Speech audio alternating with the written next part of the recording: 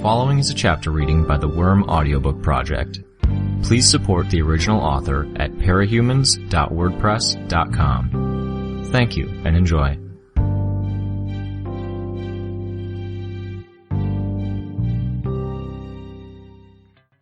"14.9. Your powers working all right?" Tattletale asked. I nodded. Bug powers, was it? Don't want to get it wrong. Control them, see through their eyes? No, I can't see through their eyes or hear what they do. It's mainly touch. Just wanted to check, she paused.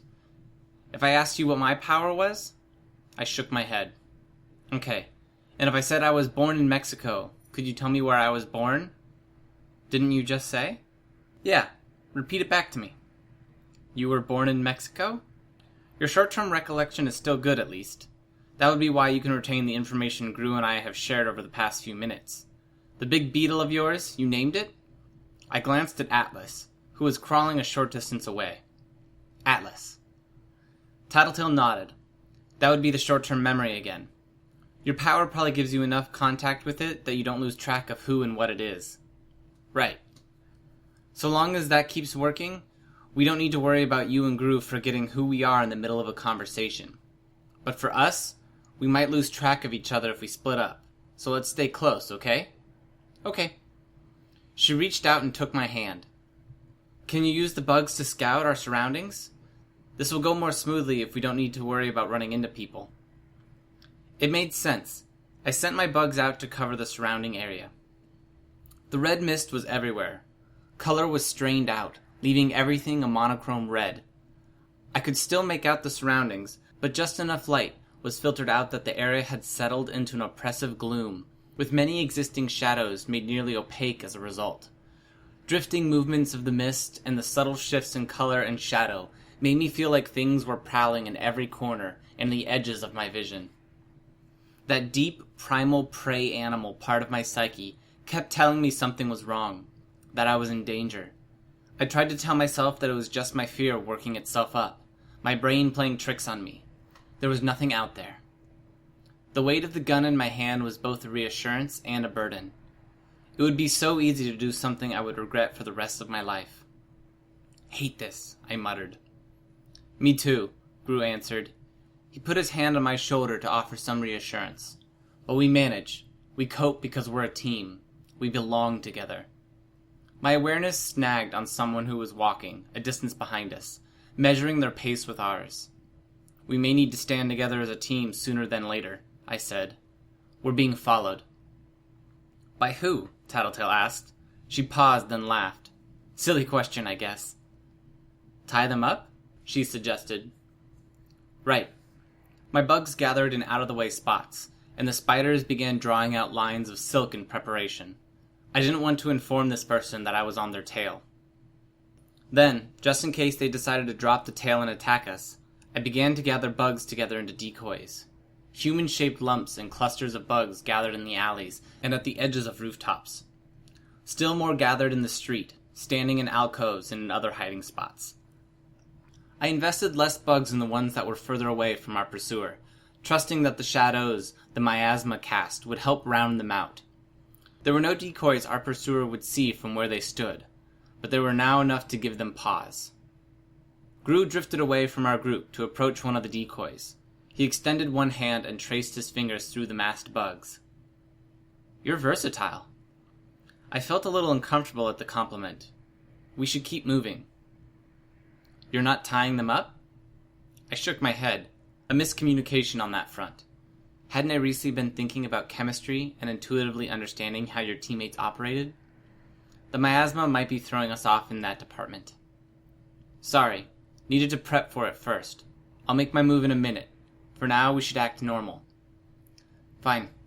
He dropped his hand to his side and rejoined us. We kept walking. I had to admire them, the way they were confident enough to avoid looking over their shoulders. I had my bugs to track our pursuer with, and I was still feeling nervous having them behind me. Is paranoia a side effect of this mist? Tattletale nodded. Could be. As the symptoms progress, you could have fits of anger, paranoia, hallucinations. I swallowed. Or it could progress in another direction. A broader agnosia, with the inability to recognize anything, not just people. Let's hope it doesn't come to that. She nodded. I'm going to bind her now. If it doesn't work, or if she has a way of breaking free, we should run with the decoys for cover. Tattletale just smiled. The bugs swarmed our pursuer.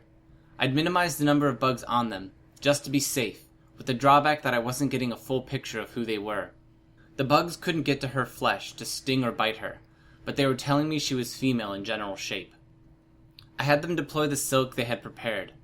I focused my efforts on her arms and legs. It took only a couple of seconds to get the threads in place. She tripped as the silk went taut mid-stride, raising one hand to try to catch herself. She found silk threads hampering those movements as well.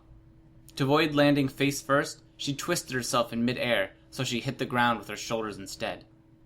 Got her, I said. Let's keep going, we can lose her. We should investigate, Gru said. Make sure she isn't a threat, and deal with her if she is. With this miasma affecting us, there's no way to be sure exactly just who we're dealing with, I pointed out. We have Tattletale. She can tell us if the person's a member of the Slaughterhouse 9. Tattletale's not... I stopped. Where had that come from? What? Gru tilted his head as he looked over his shoulder at me. I was going to say she's not always right, but I've still got that black hole in my memory of her, so I'm not sure where that's coming from. Gru rubbed his chin. Something to keep in mind, but I still think we should check this person out. I agree, Tattletale said, a slight smile on her face. She tugged on my hand. Come on. We had to stick together. I reluctantly followed, knowing that separating from the group could mean losing them altogether. We stopped a few hundred feet away from the woman. The silk strands had formed a cord around her arms and legs, and the work of the spiders had tightened the bindings as she allowed it to slack. She hadn't made it back to her feet after falling to the ground. Gru drew a knife. Hey, I said. I grabbed his arm. What are you doing? She's obviously a member of the Slaughterhouse 9, Tattletale said. Fill me in? Because I must have missed something. Doesn't seem that clear to me. Think about it. Why is she wearing a mask like that, if not to filter out the miasma? She knew about it in advance. Maybe, I said. I could make out something like a gas mask or filter, now that Tattletale had pointed it out. Maybe there's another explanation. It could have something to do with her power? It doesn't, Tattletale said. Thinking about killing someone was one thing. I've always assumed I might have to do it, out of necessity, to save a teammate. I'd even come close to doing it when attacking the 9, not long ago. Couldn't recall who it had been, but I'd gone all out, used potentially lethal stings and bites. That had been at a distance. Now we were looking at killing someone face to face. The mask. There was another reason for it. Tattletale interrupted my thoughts. If you guys aren't going to do it, I can. She was following us. She was prepared for the miasma, and I'm positive she's a bad guy. My power, you know? We can't be certain, I said. With my power, I'm 500% sure. Trust me, she said, grinning. She started towards the heroine. No, I said. Skitter's right, Gru said. She can only be playing possum. Best to avoid being reckless. Keep our distance and finish her. That's not what I meant. Let's just leave, I said. I'll make that phone call to, Coil, Tattletale supplied. I nodded. We'll get the information we need, get ourselves cured, or track down the 9. Cherish could lie, Gru said. It took me a second to place Cherish's name. Names were slipping from my mind too easily. Maybe we'll use our own judgment to corroborate her facts. Tattletale scowled. Have you forgotten how aggressively we've been going after the Slaughterhouse 9? The attacks, the harassment, capturing Cherish and Shatterbird, and now you want to leave one of them there? We don't have to get close to her to take her out. You have the gun. I stared down at the weapon in my hand. Trust me, she said. No. Both Tattletale and Gru turned to look at me. No? Gru asked. We're a team, Skitter. We're supposed to trust one another. When the chips are down, we have each other's backs. I didn't like the implications of that, like I was failing them. But I shook my head. No. Explain, he asked. He looked calm, but I could see the irritation in his posture. Was the mist getting to him? The miasma. If it makes us paranoid, it could be coloring our perceptions here, even Tattletale's. I would know if it was, she said. She seemed impatient. Maybe, but I'm not certain enough about that to take another life. You nearly took Siberians, she retorted. Yeah, sure, but that was different. I don't see how. I stared at the bound woman who was prone on the ground, half covered in my bugs. She was looking in my direction. It bugs me. This is too easy. If the 9 were this easy to take out, we wouldn't be in this situation. Sounds like a pretty thin justification for backing out, Gru said. Yeah, Tattletale added. This kind of social pressure wasn't the sort of thing I was good at coping with. Just going by my recollection of how we'd planned many of our capers, I could usually trust some of the others to have my back when I was arguing a point, or I'd had some other motivation or reason to go along with them. Why are you pushing so hard for this? I asked. Did you forget what they did to me? Gru asked, his voice cold. Him specifically? I had forgotten, yes. But I could remember that scene, the emotions then, every feeling that I had experienced afterwards. Frustration, hate, pain, sympathy for the pain he must have experienced himself. I could remember the feeling of heartbreak, because someone I cared about was gone, in a sense. No, I replied. Where's your anger, your outrage, or don't you care? I care, it's... Then end this. I shook my head, as if I could clear it. It wasn't that I wasn't thinking clearly, necessarily. It was the thoughts kept hitting that dead end where I couldn't reach back for context about people. About Tattletale and Gru and the 9. I was in the dark. What I did know was that I'd done too many things I regretted. I wasn't about to add something as serious as murder to that list. Gru must have seen something in my posture, because he shook his head and turned away. Give me the gun, then. Just use your power, Tattletale told him. I want Skitter to acknowledge that she doesn't care enough about this team or about me to do what's necessary. She can do that by admitting she doesn't have the courage to shoot and allow me to do it. That's not what this is about, I said. Murder is serious. You don't kill without being absolutely certain it's right, and nothing's certain for as long as we're under the influence of this miasma. He scoffed. And you call yourself a supervillain. I call myself Skitter. If someone wants to stick me with some other label, that's their issue to deal with, not mine. You're not giving me the gun? No. He shrugged. So you don't care at all about what happened to me. You don't care about this team, and you'll even look down on us while you do it. You're contemptible friends.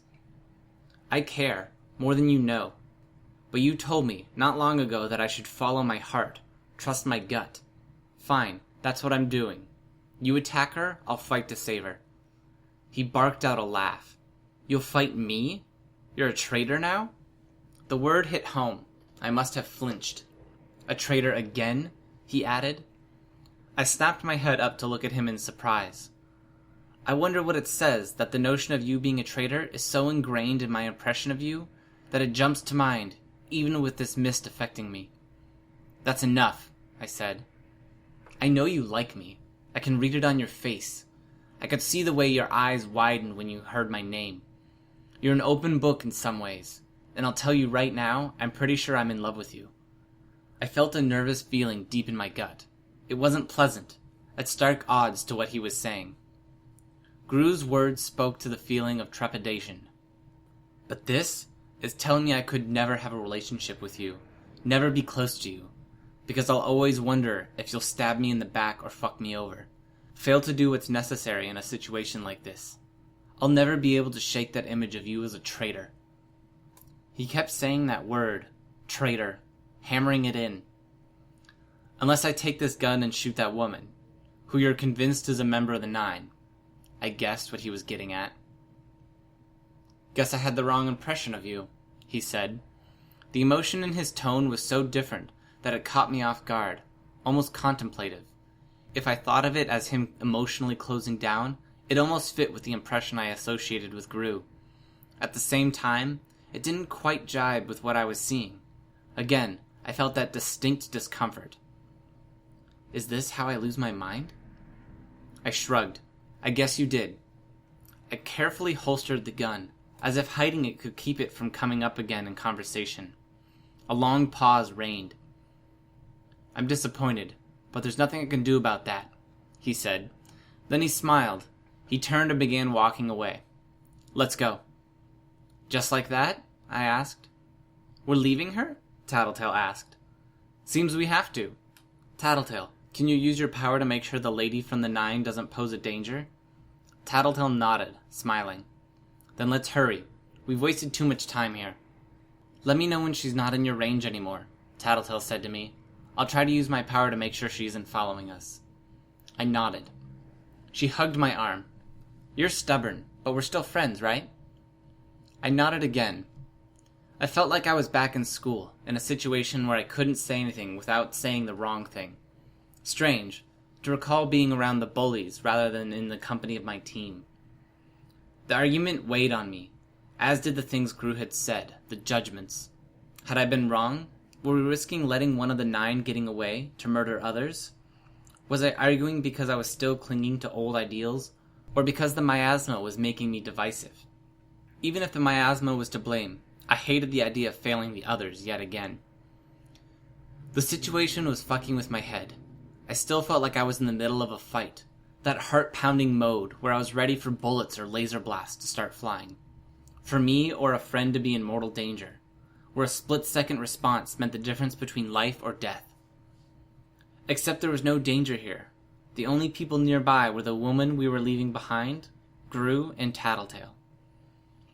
I glanced at Tattletale as we ran. Could I trust them? They had been in the miasma for a little longer than I had, and I was already experienced what I could only label as paranoia. With only a difference of minutes, Legend had been thrust into a paranoid state where he was taking a reckless, offensive course of action, eliminating everyone from the battlefield, regardless of whether they might be friend or enemy. How much was it affecting these two? How would it influence their actions? More to the point, what was my best course of action here? If I worked on the assumption that I could trust them, would they drag me into a situation that was just as bad as what we'd gone through with the bound woman? Or if I didn't trust them, if I allowed myself to become suspicious and take countermeasures, would that be a slippery slope that led to me trying to kill them in fear of my own life? We'd come close to fighting just now. "You're awfully quiet," Tattletale said. "Leave her be," Gru told her, his voice low. What was I supposed to do? I didn't trust myself to handle this alone, not with the speed at which this general unease was building. But I wasn't sure I trusted them either. Something about the argument, it felt off, wrong. "She's out of my range," I said. "Tattletale?" "I'll keep an eye out," she grinned. Traitor. I could almost hear the accusation.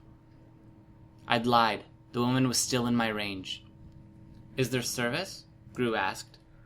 I must have looked confused because he clarified by saying, "The phone." I pulled my phone out of the space between my breasts and the armor at my front and checked the display. "Yeah," I said. Why does that bug me? "Call Coil," Tattletale reminded me. "We need to know where Cherish is." I found him in the contact list and made the call. "Speakerphone?" Gru suggested. I nodded, selected the option and hit the button. As the first ring sounded out, my swarm sense alerted me to the bound woman breaking free of the silk strands, as if it was effortless. Had she been playing possum after all, hoping we would get close? I looked at Tattletale, trying to see if she had any inkling that the supposed member of the 9 was free. Nothing. Tattletale turned to me and grinned. "No trouble in coming?" I asked as the phone rang again. She shook her head. "All good?" Was her power not working as well as she thought? I couldn't even recollect what it was. But she'd said she would keep an eye out, and there was something alarming occurring this very moment. "Skitter?" Coil answered the phone. "I've been made aware that Bonesaw has deployed the ace she had up her sleeve." "Yeah. Agnosia-inducing mist. Permanent, according to Tattletale." "I see." I could hear the sound of typing on a keyboard. "Agnosia. Panacea can't reverse the effects?" "She's not here. We're trying to find her." "And you need Cherish for that, I suppose." I was grateful that he was supplying the names, because it meant I didn't have to bog down the conversation by remembering or asking. Gru, Tattletale, and I had brought them up recently enough that it wasn't a huge leap to remember their names. The woman who I'd tied up with the spider silk was walking towards us. Her progress was hampered by the decoys. I kept my mouth shut. It wasn't an imminent problem, and I was more interested in gauging just how far gone Tattletale's power was. Except with the agnosia, we can't remember where she is and go meet her. Meeting Cherish would be a grave error, Coil spoke. Just put us in contact with her, then? Tattletale informed me of your code. You remember how it's put together? Yeah, my memory's fine. It's just my ability to identify people and remember stuff about them that's fucked up. Tattletale glared at me. Right. She didn't like swearing. Then using a name we're both familiar with. D. Gangrene. I can't remember names. I don't think I can use the code. Troubling. You must understand my predicament. For all I know, you're a third party using Skitter's voice to make the request. With shapeshifters, empaths, and other methods of coercion, I have to be very careful about the dissemination of information. I know. The woman was still approaching. Tattletale and Gru weren't talking. Something was wrong. What if we kept you on the line? I suggested.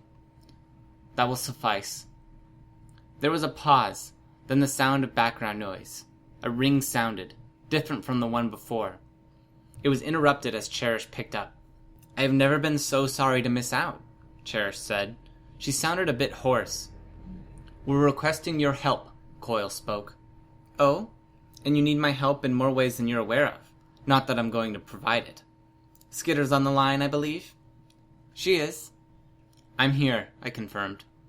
And Tattletale and Gru, of course, she chuckled. How amusing. Seems like I'm in high demand.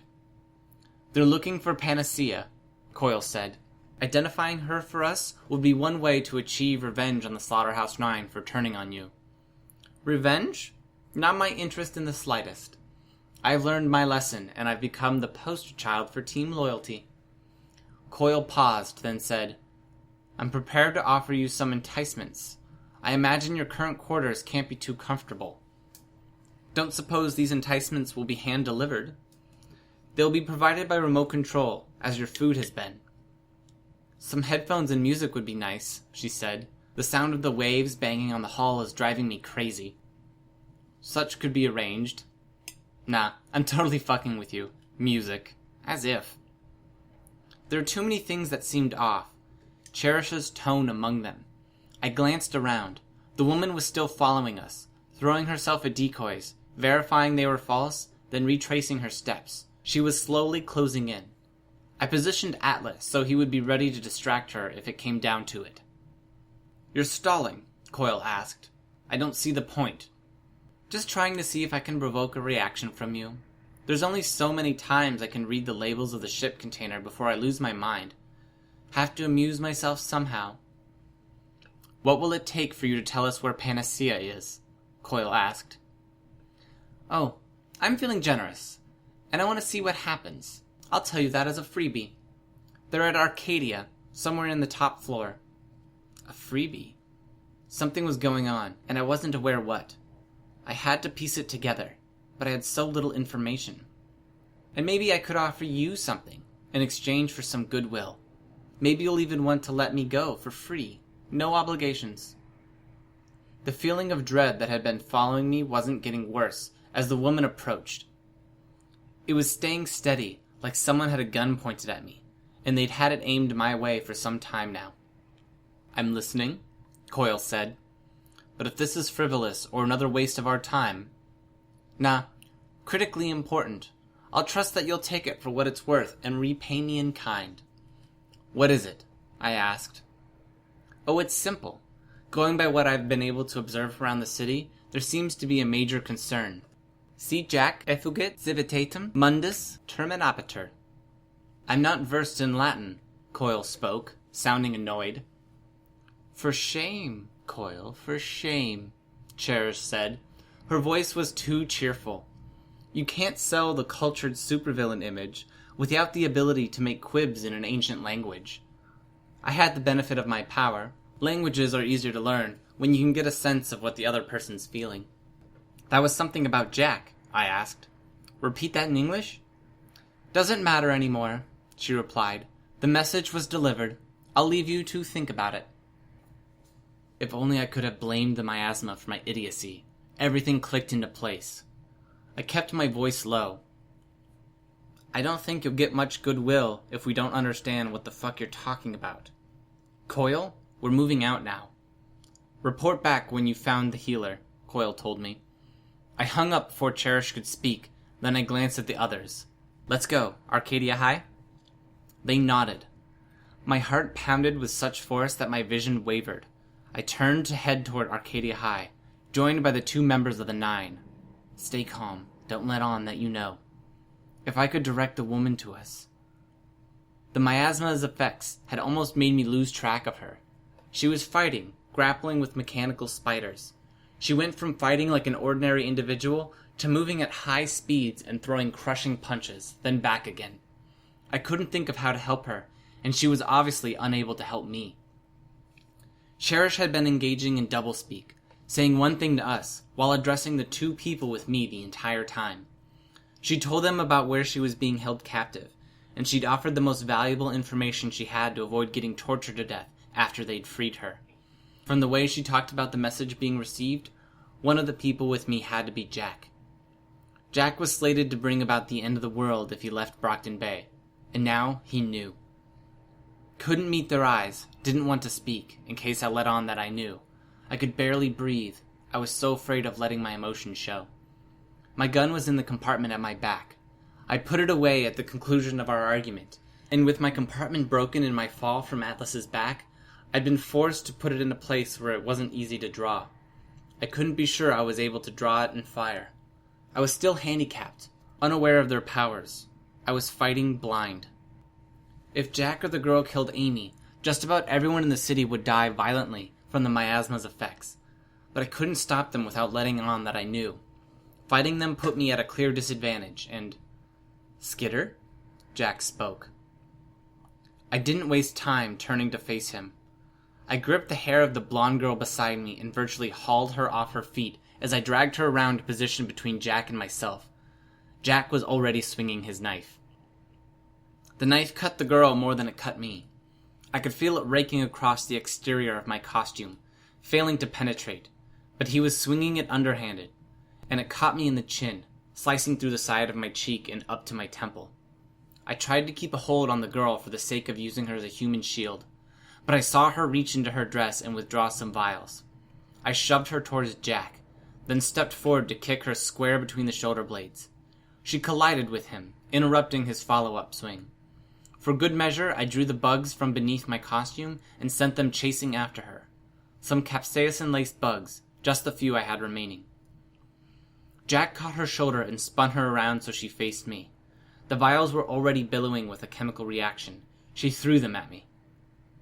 I backed away, and they hit the ground between our 2 groups, black smoke joining the crimson mist around us. You've outlived your usefulness, Skidder, Jack spoke.